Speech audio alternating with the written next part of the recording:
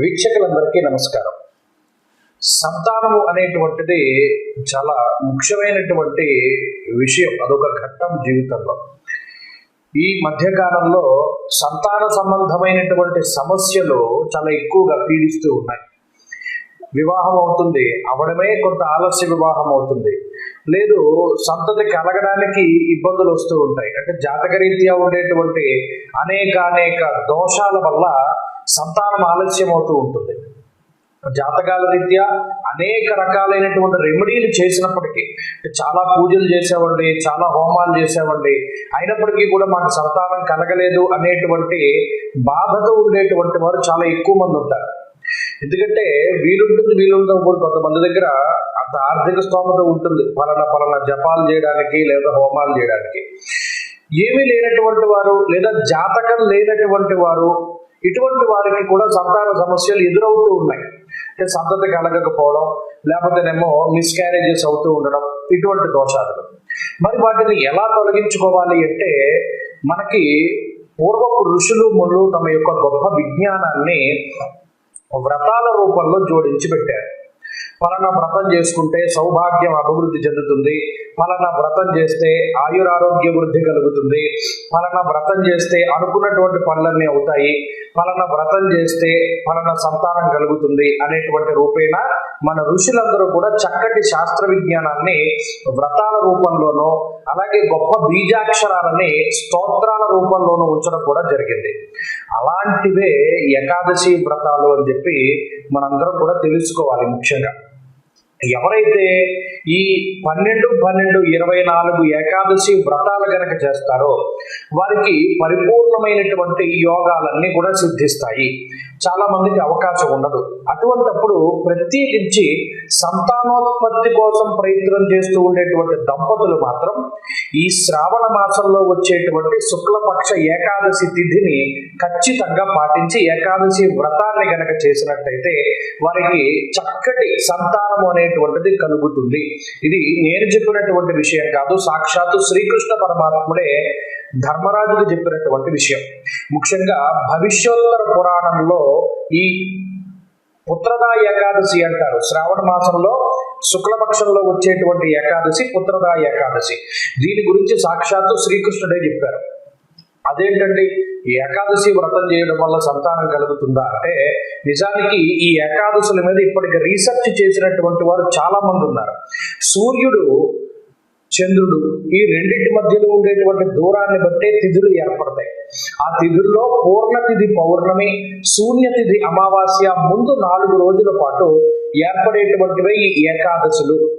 ఈ ఏకాదశి వ్రతాలు చేయడం వల్ల శరీరంలో కొన్ని గొప్ప మార్పులు అనేటువంటివి సంభవించడం ఇప్పటి వైజ్ఞానికులే కాదు, పూర్వీకుల దగ్గర నుండి మనందరం కూడా చూస్తున్నటువంటి విషయమే. కానీ ఒక్కొక్క మాసానికి దాని ఫలితం ఒక్కొక్కలా మార్పు చెందుతూ ఉన్నది. ఈ శ్రావణ మాసంలో వచ్చేటువంటి శుక్లపక్ష ఏకాదశి రోజున ఏకాదశి వ్రతాన్ని పరిపూర్ణంగా చేసినటువంటి వారికి సంతానోత్పత్తి ఖచ్చితంగా కలుగుతుంది.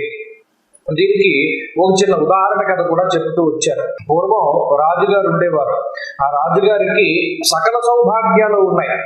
అంటే మంచి రాజ్యం ఉంది, శత్రు దుర్భేద్యమైనటువంటి రాజ్యం, శత్రు భయం లేనటువంటి రాజ్యం ఉన్నది, అలాగే సిరి సంపదలు ఉన్నాయి, ప్రజలందరికీ ఆనందాలు ఉన్నాయి, అలాగే సంపదలు ఉన్నాయి, వారి పనులన్నీ చేసుకుంటున్నారు. కానీ సంతానం మాత్రం లేదు. సరే, ఈ రాజుగారికి సంతానం లేకపోవడం, ఆయన అనేక రకాలైనటువంటి పూజలు వ్రతాలు చేశారు, ఎన్నో చేశారు. అయినా సరే ఆయనకి వయసు మీద పడిపోతుంది, కానీ సంతతి మాత్రం కలగడం లేదు. ప్రజలందరూ కూడా, ఎందుకంటే ప్రజల్ని కన్నబిడ్డల్లా పరిపాలిస్తున్నటువంటి రాజుగారి యొక్క బాధ చూసి చాలా బాధపడి వారు కూడా అనేక రకాలైనటువంటి మార్గాలను ఉపదేశిస్తూ వచ్చారు. చాలా చేశారు, ఏమీ జరగల.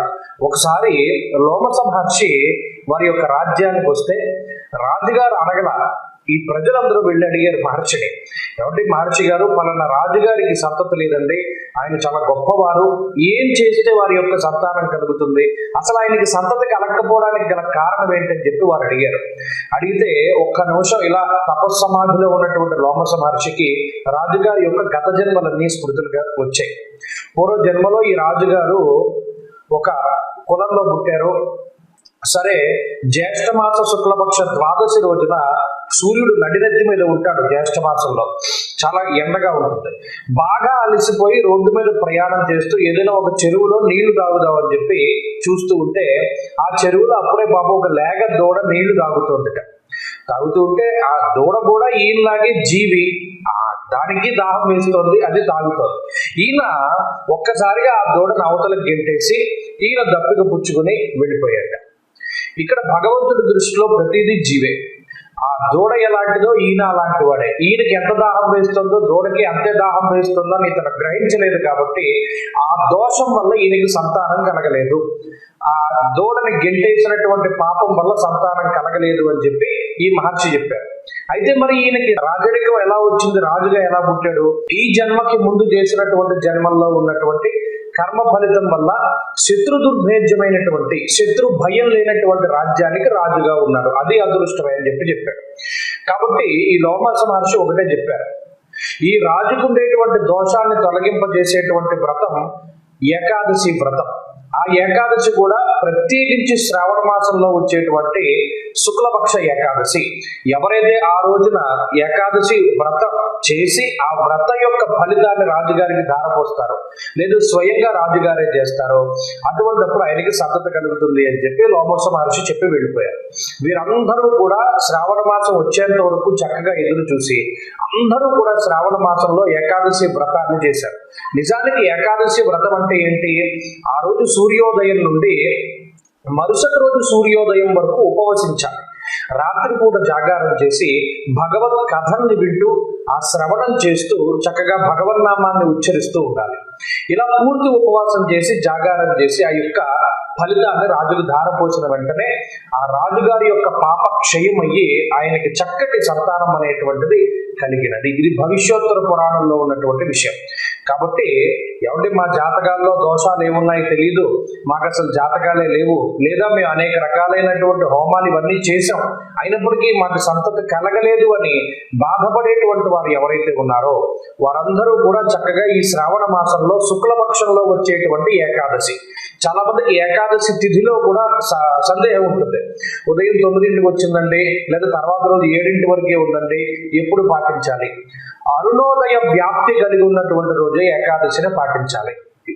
ఈ సంవత్సరంలో శ్రావణ మాసంలో ఆగస్టు 5వ తారీఖు నాడు మంగళవారం నాడు పుత్రదా ఏకాదశి వస్తుంది. కాబట్టి ఈ వ్రతాన్ని అందరూ కూడా చక్కగా పాటించి చక్కటి సంతానాన్ని, భగవద్ అనుగ్రహాన్ని కూడా పొందండి. స్వస్తి.